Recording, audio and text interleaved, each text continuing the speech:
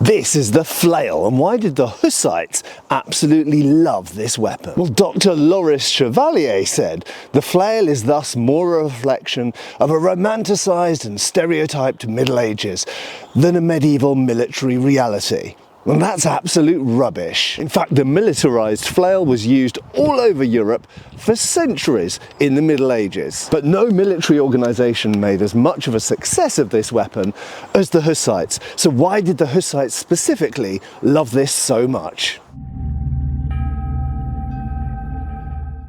Hi folks, Matt Easton here, Schola Gladiatoria. Now this isn't my flail, this is actually Todd's flail. And hopefully you've seen the recent video on Todd's channel where he and I tested this against some melons and other targets. But there's a lot more to say about this horrific but also formidable weapon. Now for anyone who doesn't know, this is called a flail. It's obviously derived from an agricultural instrument, but a lot of the versions we see, particularly in the late medieval period and Renaissance and later, are specialised weapons. So while this started out as an agricultural tool, and certainly some of them that were used in war and violence of various kinds would have been agricultural tools, a lot of these were specifically made as weapons. These aren't tools, these are weapons. And these were made by their hundreds and thousands and used all over medieval and Renaissance Europe. There's no question that there's one group of people that used these above and beyond all others, and most famously, and those are the Hussites.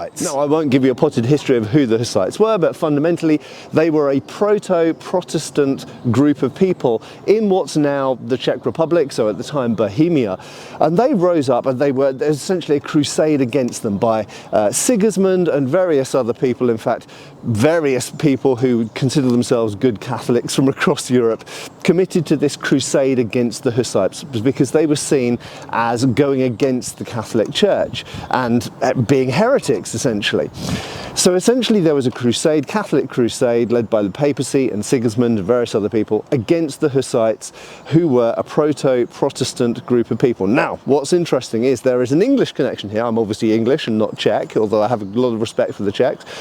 And the connection here is there is a guy called John Wycliffe, who is also a proto-Protestant in England. And in fact, the Hussites' beliefs were partially based on his preaching. But from a military point of view, all we need to know here is the Hussites were a group of people who were fighting against, in some cases, well, in all cases, better funded and in most cases better organised military forces. So they were to some degree a sort of people's army. I won't call them peasants because they weren't all peasants. They were more like yeomen, we could liken them to in an English historical context. But they were essentially a people's army fighting against very well funded, by the papacy, for example, armies who were coming to crush them and kill them all as heretics. So the Hussites had to come up with a very specific way of fighting those more traditional opponents, knights and levied soldiers and militias and everything else that were pitted against them. So they had to come up with a new form of tactics, and they did. Now we're going to come back to that in a second, but one of the things which we find associated with the Hussites are these flails. We're going to come back to why a little bit later in the video. However, we're going to briefly look at these flails, where they're shown in art and how they were used, a very simplistic view of it. So first thing to say is these are shown in artistic sources spanning centuries from all over Europe, but it is certainly true to say there seems to be a concentration of these in the 15th century and through into the 16th century. But in the 15th century, we start to see more and more of these long flails, of these long staff weapon variety, very often with spiked heads like this. They come in various different forms. And not only do we see them in general art, and probably partially because of how popular they were made by the Hussites in the 15th century, but also we even see them in fighting treatises, combat manuals of the time. For example, Paulus Hector Mayer, we see it in Friedel, we see it later on in Suter as well. So we see these in a bunch of treatises, and without a shadow of a doubt, the most detailed of these is Paulus Hector Mayer, where he actually teaches us a bunch of techniques for how to use these. Maybe we'll look at a more detailed overview of those techniques in a future video. If you would like to see me do that with a friend, then get posting down below. But just so you know, there is essentially, let's say, 3 or 4 main ways of holding these things. So The first one is actually a low stance down here, whereby the backhand is kind of anchored near to the hip down here, and the front hand acts as a leverage point. So but with very minimal amounts of movement, you can actually move that head around with an awful lot of force without too much effort from the back end, because you've got leverage, and that pendulum essentially at the end swings around with enough force to really be quite troubling to an opponent. So you've got a low position. You've also got a high position up here, where you can obviously strike from high guards up here towards someone's head, or obviously downwards, and you can also even strike upwards from here as well, or you can come straight down to the low guard, which is a strike in itself. Now, another grip that we see done with these, which less people would perhaps think of unless you'd seen it in a book, and this is in the 16th century treatises, is where we actually use the upper hand to hold the threshing part of the flail against the shaft, and at this point it becomes like a staff weapon. It becomes much more manageable. By holding it against the shaft like this, it means that isn't swinging around, it isn't going to hurt me, it's not going to hit me in the back of my head or my back, and it means that I can use the back end of the shaft for parrying, for example against a spear or a pike. I can also strike with the back end, and this is referred to essentially as the butt spike in Maya. You can also trip and hook. We see this done behind people's legs, and of course we can still strike with the top end, or at any time let go to strike with the top end like the flail normally would. And finally, we see a technique which I would regard as slipping the hand, essentially, to give extra reach. So whereas we can strike like a normal swing, or by keeping the back end anchored like we showed before, you can swing for greater reach by bringing the backhand down here. Now obviously you don't have as much control, and it's harder to recover the weapon, but if you're striking someone, for example, far away, over the heads of other people or behind a fortification, then getting that extra reach could make all of the difference. So now let's get back to specifically, why did the Hussites make such great use, famous use, of the flail? Well, I think some people would immediately say, well, you know, they were a peasant army, so it was a cheap weapon. But there's a few problems with that. Firstly, the Hussites did actually have access to quite a lot of weaponry. They were famous for using guns, for example. They had a large number of firearms, and they were one of the main early adopters of essentially what we would now call field artillery. We'll come back to how they deployed that more in a second.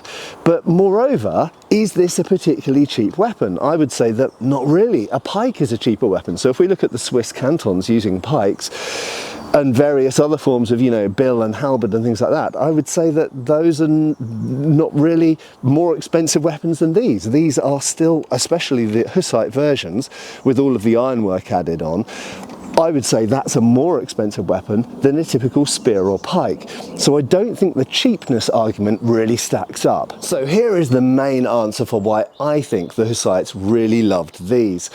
And you might have a clue for why I'm standing in front of a fence. We're going to see that in a second. So, when the Hussites came to fight the forces of the Holy Roman Empire and the other people who were pitted against them, I think they must have realised that they couldn't match them cavalry in the field, they couldn't match them crossbowmen in the field. They had to develop a new way of fighting. Now, a bit of English history here. If we go back to 1346, Edward III's army fighting the French at the Battle of Crécy, where, incidentally, the blind king of Bohemia died. Connection there? We don't know. But there was a particular way that Edward III fought at the Battle of Crécy, and he used something called a wagon fort, or Wagenburg in German. Now, the Wagenburg was essentially a lager, a formation of wagons. They could be fortified, they could be augmented, but essentially it's a mobile fortification. So you go to your defensive position, usually on top of a hill, or at least somewhere with a good line of sight that you can shoot from, and you quickly put your wagons into a circle, you put the horses and the supplies inside of there, so you make a temporary fortification. This is exactly what the Hussites did in the 1420s and the 1430s. Now, once you're inside your Wagenburg or wagon fort, you need certain types of weapons weapons which can be used effectively from there. Now, one of the main things they used, of course, was artillery and firearms, handguns, handheld guns that is, and of course all sorts of artillery pieces, sometimes mounted on top of the wagons, sometimes underneath the wagons or between the wagons. In addition to that, things like crossbows and bows would have been used, but also various types of polearm. Now, halberds, spears, pikes, they're all great, but this has a particular advantage in that context which those other ones don't have. And it is this: if you have a straight pole weapon and you are fighting from behind a fortification, you can only get certain angles over the thing to strike at your opponents. So quite simply, yes, you can use spears and halberds, but from behind or through holes in fortification, absolutely, and people did, and sieges and everything else. However, this has a unique ability to do something which they don't. It can hit people over the other side. So let's just switch around for a second. By swinging this thing over the top, you can hit people who are behind and attacking the fortification or the side of the wagon fort from angles at which it's difficult for them to protect against, and the angles at which they're not normally hit by something like a halberd or a spear. Now, obviously, this ability to strike over and around edges of things could be used in the wagon fort to great effect, but additionally could be used against cavalry because they're higher up, so you could strike them over the edge of things, but could also be used in siege as well, whether you're attacking a fortification and there's someone on top of a wall, your ability to hit them over the edge of that wall. But in addition, if you were defending the fortification, people on ladders and things like this type of weapon with this pendulum-like object on the end, it would be easier to sort of whack people off who are attacking up against the side of either the wagon fort or indeed a wall, climbing up it on a ladder, for example. But when we were doing the experiments at Todd's place, which hopefully you've seen that video by now, we also noticed one other thing about this, and that is, much like certain Japanese polearms, these spikes and the numerousness of them, and to be fair, not all of them are like this, but the ones which do have lots of spikes, they don't only hit and wound. And I think a lot of people think about spikes like this as just like a warhammer, like a striking thing, like something that's going to wound. But actually what we found is these get tangled in stuff. They get tangled in clothing, they get tangled in chainmail armour, they get tangled in flags, banners, all kinds of stuff, and they would have got tangled in horse equipment. Not that I have any intention of swinging this anywhere near any of the horses that I know, but that would get tangled in horses' reins and other bridle and equipment.